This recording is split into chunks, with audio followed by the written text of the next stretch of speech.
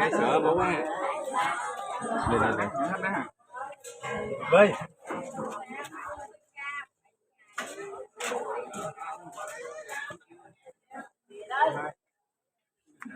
Có ai ơi?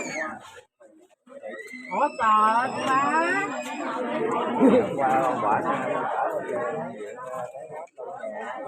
Thôi qua luôn nè. Soi hội ra về tới vô nhượng là nghe điện nói rồi. Lại vài ngày rồi tao chở đi.